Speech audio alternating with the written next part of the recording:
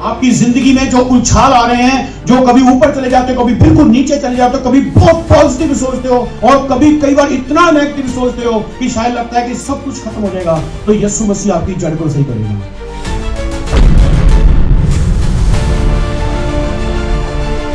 याद रखो, यदि आंधी आ भी गई, याद रखो यीशु वहां पर है।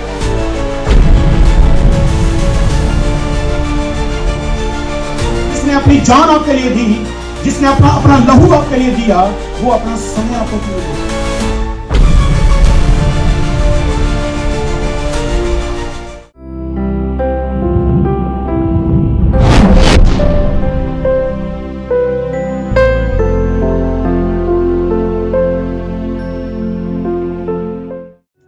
वचन कहता है बिना विश्वास के उसके मन को प्रसन्न करना कठिन है, ये हो नहीं सकता।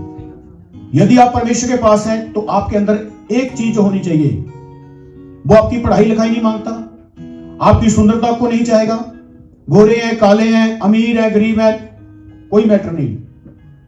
लेकिन जो चीज मायने रखती है वो है आपका विश्वास। विश्वास के साथ अगर परमेश्वर को देखेंगे तो आप विश्वास के साथ चलेंगे। यदि विश्वास के साथ आप चलेंगे तो आप हमेशा विजय में चलेंगे। हालेलुया।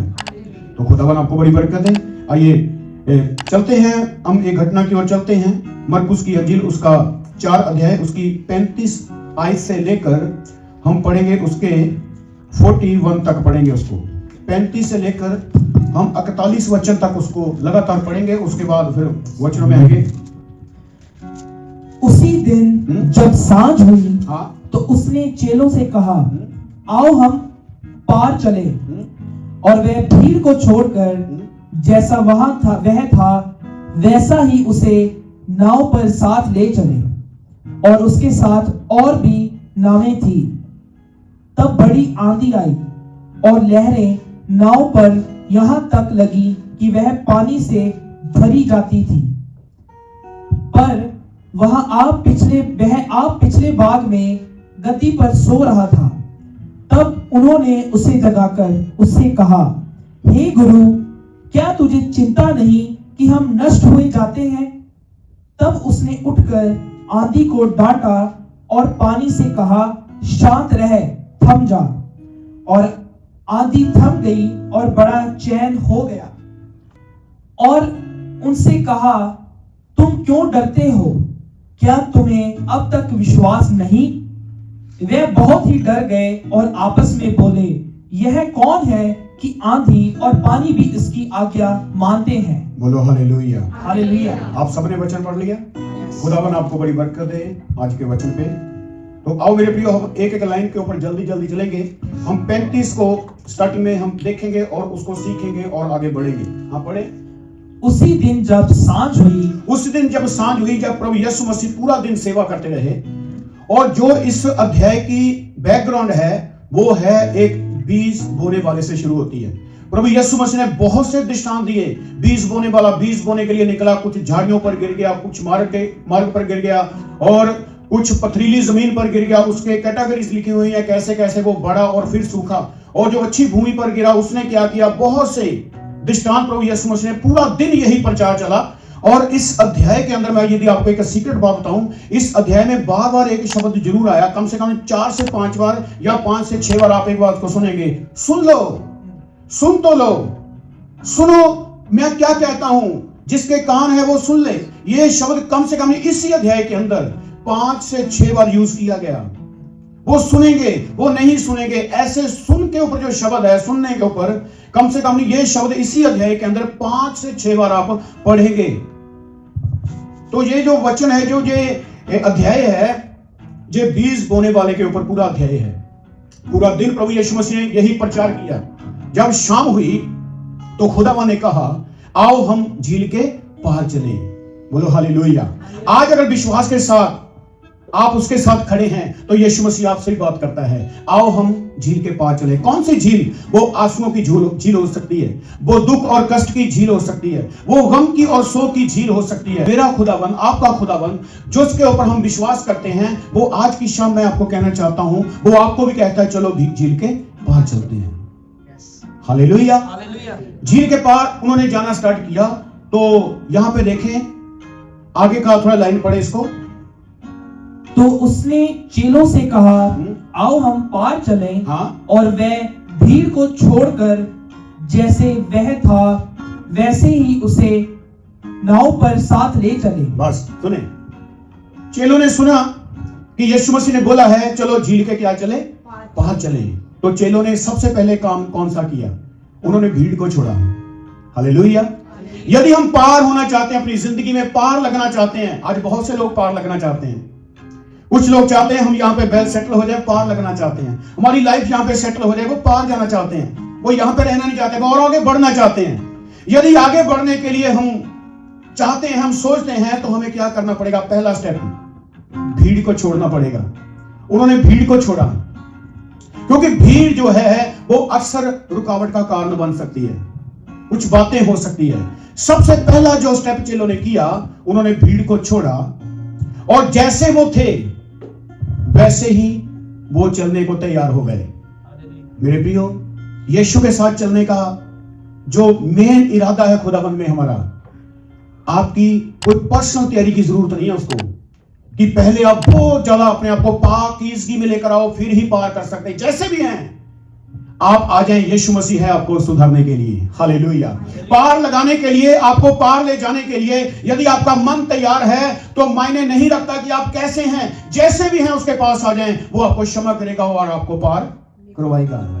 जैसे भी हैं, लिखा है जैसे भी वो थे वैसे यीशु मसीह के पास आ गए और वो बैठ गए और वो चलने के लिए तैयार हो गए। जैसे भी हैं, अगर यीशु मसीह के साथ पार होना है तो ये ना सोचें मैं 2 साल बाद तैयारी करूंगा, आज ही उसके साथ तैयार हो जाएं। जैसे भी हैं, आपके सारे गुनाहों को वो धो देगा। जिस भी हालात में आप हैं वो आपको पार लगाने की ताकत रखता है। हालेलुया। हाँ, अगला पढ़े थोड़ा। तब बड़ी आंधी आई, हाँ, और लहरें नाव पर यहां तक लगी कि वह पानी से भरी जाती थी। सुने, यहां पे ये खुद क्या हुआ? नंबर 1, इन्होंने अच्छा काम किया, भीड़ को छोड़ा और जैसे थे वैसे ही आ गए, यीशु मसीह की आवाज को सुनकर आ गए और विश्वास के साथ आ गए। ये 4 स्टेप के साथ जैसे ही ये आकर उस नाव में बैठे तो बड़ी आंधी आई। कौन सी आंधी आई? छोटी नहीं आई, बड़ी आंधी आई। बड़ी आंधी आई और इनको रोकने की कोशिश की जा रही है। बड़ी आंधी आ गई और आंधी ने क्या किया? सीधे आके कहां पे वार किया? यीशु मसीह के ऊपर। कहां पे? पानी के ऊपर। कहां पे वार किया? पानी के ऊपर वार किया है। आगे आगे पढ़ना जरा, क्या हुआ फिर? पर वह आप पिछले भाग में गद्दी पर सो रहा था। आप पिछले भाग पर जाके प्रभु यीशु मसीह सो रहा था। इसका क्या मतलब हुआ? बहुत से लोग इसको टिप्पणी करते हैं। थोड़े दिन पहले मैंने सुना कि यीशु मसीह ने थकावट की वजह से ज्यादा दारू पी ली थी, शराब पी ली थी, पीछे जाके सो गया, उठे नहीं। ऐसे भी है, बाइबल को जानते वो लोग, ऐसे फिरके हैं, ऐसे देखते हैं इसको। पीछे जाके सोने का मतलब क्या हुआ? क्योंकि यीशु मसीह चाहता था अगर ये विश्वास के साथ आए हैं, ये विश्वास के साथ बैठे हैं, अगर विश्वास की जर्नी इन्होंने स्टार्ट की है, विश्वास की यात्रा इन्होंने स्टार्ट की है, तो विश्वास के साथ ये लड़े भी। हालेलुया। यीशु मसीह ने अपने आप को पीछे किया थोड़ा सा, ताकि शिगिर्द आगे हो सके, आगे बढ़ सके, आगे हुक्म कर सके, आगे कह सके। थोड़ा अलग किया अपने आप को उसने, लेकिन जो करना चाहिए था चेलों ने वो किया नहीं। इनको काम सौंपा गया था कि तूने क्या करना है, लेकिन यीशु मसीह पीछे जाके सो गया, लेकिन ये अपना उद्देश्य भूल गए। यीशु मसीह तो वैसे सो गया, लेकिन ये आत्मा में सो गए, इनको पता नहीं चला भी करना अब क्या है। फटाफट जाके उसको उठाने लगे, गुरु उठे उठे, हम मरे जा रहे हैं, डूबे जा रहे हैं। ध्यान से पढ़े, आपको नजर आएगा आगे। तब उन्होंने उसे जगाकर उससे कहा, उसे जगाया और उससे कहा, हे गुरु, हाँ, क्या तुझे चिंता नहीं? हे गुरु, क्या तुझे चिंता नहीं है कि हम नष्ट हो ही जाते हैं? हम तो नष्ट हो रहे हैं, क्या तुम्हें फिक्र नहीं है? सुने, यदि यीशु मसीह को फिक्र ना होता तो इनको लेके क्यों आता? जब यीशु मसीह उठा है तो उसने फिर क्या कहा? बोले, पढ़े जरा जल्दी। तब उसने उठकर आंधी को डांटा, हाँ, और पानी से कहा, शांत रह, हाँ, थम जा, हाँ, और आंधी थम गई और बड़ा चैन हो गया। सुने, प्रभु यीशु मसीह जब उठते हैं, उसने किसको डांटा? आंधी को डांटा। यहां पे क्लियर है कि कसूर पानी का नहीं था, कसूर तो आंधी का था। आंधी को डांटा, पानी को डांटा नहीं उसने। डांटा किसको? आंधी को डांटा, शांत हो जा, चुप हो जा। वो शांत होगी। कसूर पानी का था ही नहीं। पानी तो अगर आपका ध्यान से को द्वारा से रीड करेंगे ना घर में जाके, आपको एक नजर आएगी चीज। मान लो पानी कहता हो आओ मुझ पर बैठ जाओ, मैं तुम्हें पार लगाऊंगा। एक अच्छी फेलोशिप है पानी की और नाव की, अच्छे से लेके जा रहा है ना, अच्छी शुरुआत है। कई बार हमारी किसी के साथ अच्छी फेलोशिप होती है। तीसरा कुछ कोई ऐसा बंदा आता है, कुछ ऐसी बातें करता है, आपका 3 साल का 4 साल का प्रेम बिल्कुल खत्म हो जाता है। चेले किसको देख रहे थे? पानी को देख रहे थे। पानी भरी जा रहा है, आंधी आ रही है। यीशु मसीह ने कहां पे अटैक किया है? जड़ के ऊपर। यीशु मसीह को पता था कि पानी का तो कोई कसूर ही नहीं है। उसने जड़ को पकड़ा। मेरे प्रियो, मैं आपको बात बताऊं, जड़ें दिखती नहीं है, दरख्त दिखता है। जड़ें दिखती हैं, जड़ें जमीन पर रहती हैं। किसी वृक्ष का अगर फल अच्छा ना हो तो जो माली होता है वो जड़ों पे काम करता है। अच्छी खाद डालता है, पानी डालता है, गोडी करता है उसको, ताकि इसकी जड़ों तक नमी पहुंचे। जड़ सही हो जाए तो फल अपने आप सही हो जाएगा। यीशु मसीह ने क्या किया? जड़ को हिट किया। बहुत अच्छे से जा रहे थे, शांत माहौल था, शांति से जा रहे थे। आंधी आई, उसने क्या किया? उसने पानी के कंधे पर बंदूक रख के चलाने की कोशिश की ताकि पानी का कसूर आ जाए। यीशु मसीह को क्या, उसको कोई बेवकूफ बना सकता है क्या? उसने आंधी को डांटा और पानी को क्या बोला? शांत रहे। पानी को ऐसे बोला, शांत रहे। आपको पता परमेश्वर ने जब शांत रह किस किस को बोला है बाइबल के अंदर? शागिर्दों को। तुम्हें शांति मिले। कब? जब शागिर्द दो चित्ते हो चुके थे, डिप्रेशन के अंदर आ चुके थे, परेशानियों में बढ़ चुके थे। उसने बोला तुम्हें क्या मिले? शांति मिले। पानी को क्या बोला? पानी जब हड़बड़ा रहा था, पानी को हिलाया गया था, पानी हिला नहीं था, तो उसने पानी को बोला तुम्हें शांति मिले, शांत रहे। पानी तुरंत शांत हो गया। लेकिन उसने क्लास किसकी लगाई? आंधी की। परमेश्वर आपके तूफानों से लड़ेगा। हालेलुया। आपकी जिंदगी को सेव करेगा। आपकी जिंदगी में जो उछाल आ रहे हैं, जो कभी ऊपर चले जाते हो, कभी बिल्कुल नीचे चले जाते हो, कभी बहुत पॉजिटिव सोचते हो और कभी कई बार इतना नेगेटिव सोचते हो कि शायद लगता है कि सब कुछ खत्म हो जाएगा, तो यीशु मसीह आपकी जड़ को सही करेगा। कब? जब आप एक यात्रा में, एक ईमान की यात्रा में उसके साथ चल पड़े, तब यह होगा। उसने क्या किया? उसने आंधी को डांटा और पानी अपने आप शांत हो गया। बहुत अच्छी फेलोशिप यहां पे देखते हैं, पानी की और नाव की। बहुत अच्छे से आगे लेके जा रही है। तीसरा आया, पंजाबी में एक कहावत है, तिज्जा रड़िया ते चुगा गड़िया। तीसरा बीच में जब आएगा, दो अच्छे रिलेशन के अंदर, चाहे वो भाई बहन का हो, पति पत्नी का हो, ठीक है, अच्छे दोस्तों का हो, यदि तीसरा अंदर एंटर करेगा तो रिश्ते ने खराब होना ही होना है। सुने, याद रखें इस बात को। परमेश्वर यहोवा और आदम के बीच जब बातचीत होती थी, हवा, तीनों वो बातचीत आपस में करते थे, अच्छी फेलोशिप थी। तीसरा आया, बिन बुलाए आ गया। उसने क्या किया? सारा रिश्ता खराब कर दिया। आज तक ठीक नहीं हो रहा वो। ऐसे लोगों से थोड़ा बच के रहें। जो लोग लगातार आपको इज्जत देते हैं, तीसरा पर्सन आके कुछ ऐसी बातें बोल देगा बीच में, वो बंदा आपका चेहरा देखना पसंद नहीं करेगा। ऐसे होता है। यहां पे इसका यही मतलब है। वचन में लिखा है, कुछ जो बीज हैं, जो कुछ वो फल हैं, जो बीज हैं, वो कहां पे गिरे? पथरीली जमीन पर गिर गए। वो उगे तो बहुत जल्दी, पर जड़ ना आगे मिलने से जल्दी सूख भी गए। ऐसे होते हैं कुछ लोग, बहुत जल्दी ईमान में आते हैं, बढ़ना चाहते हैं, प्रार्थना करना चाहते हैं, थोड़ा सा कुछ हुआ, हल्का सा, उसी समय सूख जाते हैं। और सूखे को क्या किया जाता है? दोबारा हरा नहीं कर सकते, वो फिर जलाने के काम करता है। कुछ ऐसे हैं। यीशु मसीह ने यहां पे बहुत अच्छी कुछ बातों आगे जाके बोल ली है, पढ़ना जरा आगे। और उनसे कहा, तुम क्यों डरते हो? तुम, पहला शब्द जो बोला, तुम क्यों डरते हो? आगे, क्या तुम्हें अब तक विश्वास नहीं? ये चीजों को जब आप ध्यान से पढ़ोगे तो आपको लगेगा कि यीशु मसीह यहां पे इसको जॉब दे रहा है। खुदावन इनको एक काम दे रहा था पर ये समझे नहीं। खुदावन चाहता था ये आंधियों से लड़ें। इन्होंने इतना पूरा दिन प्रचार सुना है, इन्होंने इतना सारा कुछ सुना है, इतनी बड़ी बातें मेरे से पूरा दिन ये सुनते रहे हैं, अब ये करके तो देखें करते हैं कि नहीं करते हैं। खुदावन ने कहा तुम क्यों डरते हो, तुम्हारा विश्वास कहां है। आगे वह बहुत ही डर गए और बहुत ज्यादा डर गए और आपस में बोले यह कौन है, ये कौन है भाई कि आंधी और पानी भी उसकी आज्ञा मानते हैं। फिर भी इन्होंने सही आपस में भी बात की तो सही बात नहीं की।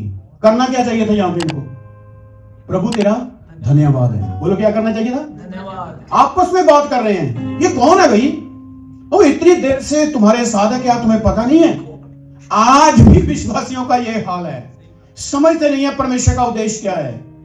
धन्यवाद करने की बजाय, शुक्रगुजारी करने के बजाय सवाल फिर आपस में कर रहे हैं, भाई ये कौन है। फिर भी कंफ्यूज हैं इतना देखने के बाद भी। पर ये सारा मैटर हुआ पता कैसे, ये कलाम के मुताबिक ही हुआ है। खुदाबंद यहां पे दो चीजें हम अगर ध्यान से देखें, दो चीजें यहां पे सिखाना चाहता है आज के दिन।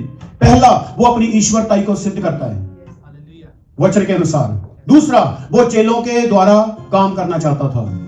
दो चीजें यहां पे हम सीखते हैं। जब वो उठा और आंधी को डांटा, इसका मतलब यह है कि खुदावन अपने जलाल को जहां पे जाहिर कर रहा है। दूसरा, जब उसने चेलों को डांटा कि तुम विश्वास क्यों नहीं करते, तुम डरते क्यों हो, वो परमेश्वर अपने शिगिर्दों से, अपने लोगों से काम लेना चाहता है। दो चीजें क्लियर है। चलो यहां पे हम आगे देखते हैं, फटाफट चलेंगे हम।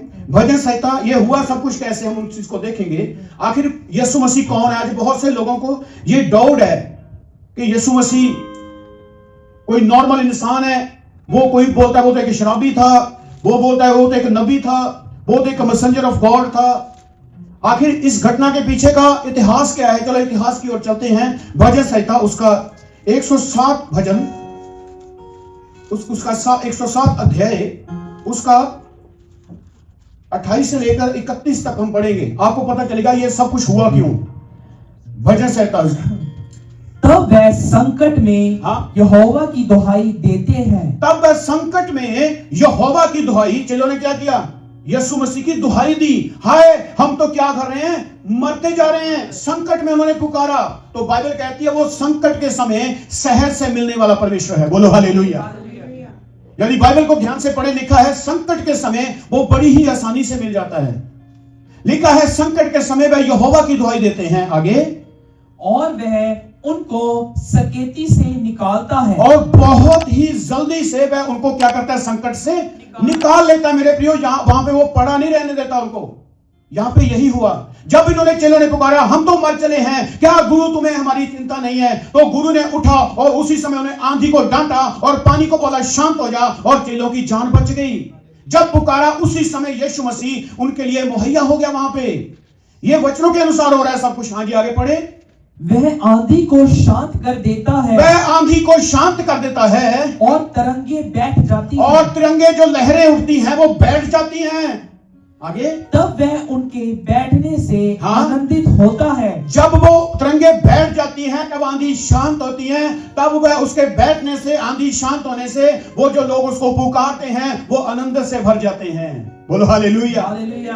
परमेश्वर कौन है, तूफानों को थमाने वाला, वो मेरा और आपका खुदा है। चाहे जैसा भी तूफान आ जाए, यदि आप विश्वास के साथ उसके साथ खड़े हैं, ईमान की यात्रा में चल रहे हैं, विश्वास की यात्रा कर रहे हैं, याद रखो यदि आंधी आ भी गई, याद रखो यीशु वहां पर है, तो थमाने के लिए मौजूद है। लिखा जब वो पुकारते हैं तो वो आंधियों को उठ के थमा देता है और लहरें शांत हो जाती हैं। और ये सब देखकर लोग जो उसको पुकारते हैं वो आनंद के साथ भर जाते हैं। जैसे चेलों ने कहा अब हम बच जाएंगे, अब हम बच जाएंगे। हाँ, आगे पढ़ना इसको। और वह उनको मन चाहे बंदरगाह में पहुंचा देता और है, मन भावनी जगह के ऊपर उनको पहुंचा देता है। फिक्र ना करें, यदि यीशु आपकी किश्ती में है तो कोई भी आंधी आपको डुबो नहीं सकती, कोई भी आंधी आपको मार नहीं सकती। यहां पे अगर हम स्टार्टिंग में पढ़े तो लिखा और भी वहां पे नाव थी। हेलो, नाव यीशु की भी थी और कुछ और नाव भी थी। हम ऐसे ही करके देखें, एक समुद्र है और यीशु की नाव जा रही है और साथ में कुछ और किश्तियां जा रही हैं। तूफान आया, सुने ध्यान से, तूफान आया, लहरें उठी। जिस नाव में खुदावन यीशु था उसका इतिहास बाइबल में दर्ज है, और जिस नाव में यीशु नहीं था उनका कोई इतिहास नहीं है। हो सकता है वो उड़ गई हो, खत्म हो गई हो, लोग मर गए हो, वो उस नाव की जो साथ में नाव थी उनका कोई इतिहास नहीं है। इतिहास किसका बना? जिस नाव में यीशु मसीह था। Hallelujah, hallelujah. किस चीज का इतिहास बना? जिसमें यीशु मेरा और आपका खुदा मौजूद था। लिखा ना वहां पे और नाव भी थी, किश्तियां और भी थी, उनका कोई इतिहास नहीं है, कोई पता ठिकाना नहीं वो कहां गई, लेकिन जिसमें यीशु था वो बची रही। हालेलुया। यदि आप थोड़ा सोच के देखें, जब नूह नबी किश्ती बना रहा था तो वहां पे बड़े बुद्धिजीवी और भी लोग होंगे। क्या उसको देखकर कुछ लोगों ने थोड़ी बहुत किश्तियां बनाई होगी? ये किश्ती में बचेगा, हम भी थोड़ा बहुत कर लेते हैं कुछ ना कुछ। बाइबल में ऐसा लिखा नहीं है। कोशिश तो लोगों ने की होगी, कोई पहाड़ पर चढ़ने की कोशिश की होगी, कोई कहता होगा मैं तो दरख्त पे चढ़ जाऊंगा, इतना पानी नहीं ऊंचा आ सकता, की होगी ना कोशिश। बचाने के लिए लोग बहुत कुछ करते हैं। कुछ लोगों ने नूह की किश्ती को देखकर थोड़े बहुत ही किश्ती बनाई होगी, डिजाइन बनाया होगा, लेकिन सारा कुछ क्या हो गया? फेल हो गया। बचा क्या? जो परमेश्वर ने डिजाइन किया था। बोलो हालेलुया। जो परमेश्वर ने नक्शा तैयार करवाया था उसको पानी डुबो नहीं सके। हालेलुया। हाँ जी, आगे पढ़े, इसको थोड़ा और पढ़ ले आगे। लोग यहोवा की करुणा के कारण और उन आश्चर्य कर्मों के कारण जो वह मनुष्यों के लिए करता है उसका धन्यवाद करें। यानी कि धन्यवाद किया नहीं। यहां पे यही चेलों ने गलती की। पंजाबी में पढ़े, पंजाबी में इसको बिल्कुल क्लियर कर देगा। यहां पे करेंगे नहीं लिखा, करें, यानी किया नहीं धन्यवाद। लोगों ने छुटकारा मिल गया, परमेश्वर ने पार लगा दिया, डूबने से बच गए, आंधी से बच गए, तूफानों से बच गए, नाश होने से बच गए, लेकिन धन्यवाद नहीं किया। आज भी बहुत से ऐसे विश्वासी हैं। परमेश्वर ने बड़े बड़े काम किए, हर मनोकामना को पूरा किया, जो चाहते थे वो किया। पौलुस कहता जब तुम्हें अच्छा लगता था तो यीशु ने तुम्हें छुटकारा दिया। कहता अब उसकी कृपा को क्या करो? अकर्थ ना करो, बेकार मत करो, अब जाने ना दो उसको। ऐसे पंजाबी में पढ़े, इसी लाइन को दोबारा पढ़े जरा। 107 की 31 ऐप पढ़े। काश कि यहोवा ले ओदी दया दा धन्यवाद कर। काश, यहां पे काश शब्द है ना, पंजाबी में क्लियर कर दिया उसने। काश कि वो यहोवा का क्या करते? धन्यवाद करते, पर किया नहीं उन्होंने। चेलों ने यही तो किया। आपस में बुड़बुड़ा रहे हैं, ये कौन है भाई, ये कैसा आदमी है? पानी भी इसकी बात मान रहा है, हवा भी इसकी बात मान रही है। करना क्या चाहिए था? धन्यवाद करना चाहिए था, लेकिन नहीं किया। आज बहुत से मुंह के ऊपर शैतान पत्थर रख देता है। पता कब? जब धन्यवाद करने की बारी आती है। जहां पे जो भी लीडर लीड करता है मीटिंग को, वो बोलता रहेगा धन्यवाद करो, धन्यवाद करो, कोई बोलेगा नहीं जल्दी। घर में धन्यवाद करो, भाई थके टूटे हैं, बहुत थकावट है, बस सोना है, बस कोई शब्द नहीं है धन्यवाद के। सुबह बहुत जल्दी जॉब पे जाना है, 15 मिनट पहले उठना है, फटाफट फटाफट तैयार होना है, भाग जाना है। परमेश्वर चाहता है आप रुकें, अगर तूफानों से बचना चाहते हैं, अगर बचना चाहते थोड़ा रुकें, उसको धन्यवाद दें, फिर आगे बढ़े, बैठे उसके कदमों में। हम अपनी माँ बाप को जाते जाते मम्मी ओके ओके भाई मैं स्कूल जा रहा हूं, ऐसे करते हैं ना, थोड़ा बहुत तो बुला के जाते ही हैं। इतना भी अगर धन्यवाद करेंगे, इतना भी समय परमेश्वर को देंगे, परमेश्वर बहुत दायित्व के साथ समय देगा आपको। जिसने अपनी जान आपके लिए दी, जिसने अपना लहू आपके लिए दिया, वो अपना समय आपको क्यों देगा? जरूर देगा। यदि अगर हम करेंगे नहीं, उसके सामने बैठेंगे नहीं, अगर एक बच्चा मां बाप को बुलाए ना, उठे, बैग तैयार करेगा, स्कूल में भाग जाए, कौन मां कौन बाप, उस बच्चे को आप क्या कहेंगे? बोलो, बदतमीज बच्चा, क्या कहेंगे? मां बाप की कदर ही नहीं है कोई। ऐसे ही मसीह के अंदर भी कुछ ऐसे हैं लोग जो यहोवा का धन्यवाद करना भूल जाते हैं। तो बाइबल में लिखा है जो थोड़े में वफादार है उसको मैं बहुते में भी करूंगा। हालेलुया।